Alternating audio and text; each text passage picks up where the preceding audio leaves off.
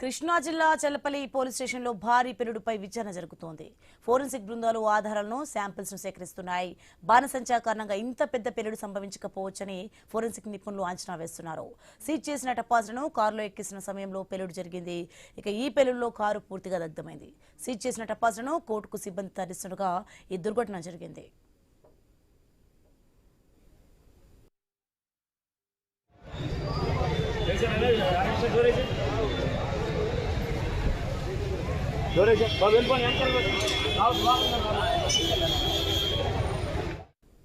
ఇక ఎస్ఐతో పాటు మరో ముగ్గురికి గాయాలయ్యాయి. కోర్టు కానిస్టేబుల్ పరిస్థితి విషమంగా ఉంది.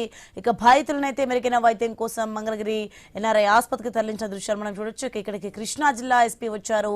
గాయపడిన పోలీస్ సిబ్బంది పరిస్థితిని అడిగి తెలుసుకున్నారు. వారికి మెరుగైన వైద్యం అందించాలని కోరారు.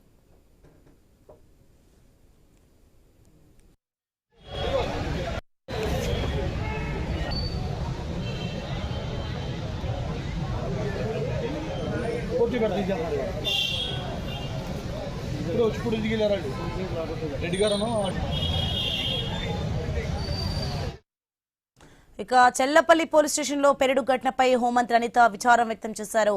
గాయపడిన వారికి మెరుగైన వైద్యం అందించాలని ఆదేశించారు. ఘటనపై కృష్ణా జిల్లా ఎస్పీతో మాట్లాడి వివరాలు అడిగి తెలుసుకున్నారు. బాధితులను ప్రభుత్వం అన్ని విధాలా ఆదుకుంటుందని హామీ ఇచ్చారు. ఈ ప్రమాదంపై సమగ్ర నివేదిక ఇవ్వాలని ఆదేశించారు. భవిష్యత్తులో ఇలాంటి ఘటనలు జరగకుండా జాగ్రత్తలు తీసుకోవాలని హోంమంత్రి అనిత సూచించారు.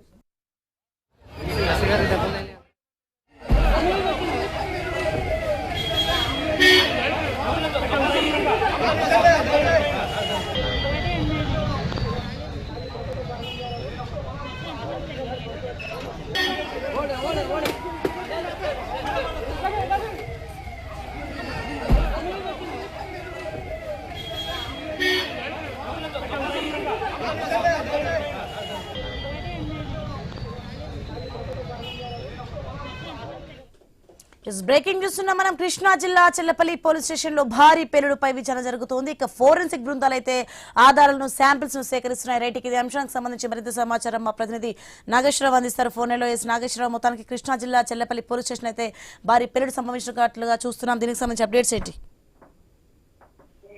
ఏదైతే కృష్ణా జిల్లా చెల్లపల్లి పోలీస్ స్టేషన్ లో అయితే పేలుడు సంభవించింది. దీనికి సంబంధించి పోలీస్ స్టేషన్ లో నిల్వ ఉంచిన బాణసంచా బయటికి తీస్తుండగా అయితే ఈ పేలుడు ఘటన చోటు చేసుకున్నట్టు తెలుస్తుంది. అయితే దీంట్లో ఎస్ఐ సహా ముగ్గురికి తీవ్ర గాయాలైన పరిస్థితి అయితే ఉంది. స్టేషన్ లో ఉన్న కారు కూడా దగ్ధమైన పరిస్థితి అయితే ఉన్నట్టుగా మనకు తెలుస్తుంది. మొత్తంగా గాయపడిన వారిని ఏదైతే గుంటూరు జిల్లాకు సంబంధించి మంగళగిరి ఎన్ఆర్ఐ హాస్పిటల్ కి అయితే తీసుకొచ్చారో అక్కడ దానికి సంబంధించిన ఒక విచారణ కూడా పోలీసులు చేపట్టిన పరిస్థితి అయితే ఉంది. అయితే అక్కడికి సంబంధించి ఏదైతే ఆసుపత్రిలో చికిత్స పొందుతున్న క్షతగాత్రులను అయితే పరామర్శించి ఏదైతే విజయవాడ పోలీస్ కమిషనర్ అయితే అక్కడ ఘటన హాస్పిటల్ దగ్గరకు చేరుకొని వారికి సంబంధించిన బాధితుల్ని క్షతగాత్రులను అయితే వాళ్ళ ఆరోగ్యం పట్ల కూడా అడిగి తెలుసుకున్న పరిస్థితి అయితే ఉంది. అయితే కొద్దిసేపటి క్రితం కూడా మంత్రి వాసంశెట్టి సుభాష్ కూడా అక్కడికి చేరుకున్న పరిస్థితి అయితే ఉంది. మొత్తంగా ఇప్పటికే హోంమంత్రి దీనికి సంబంధించి వివరాలన్నీ కూడా ఆమెకి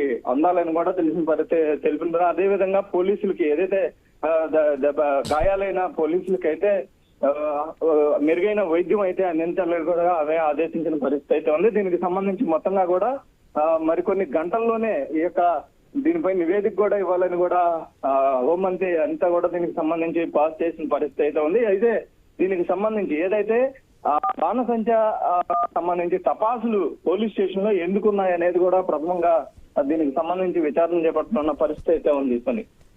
right, thanks for the information Nageswararao.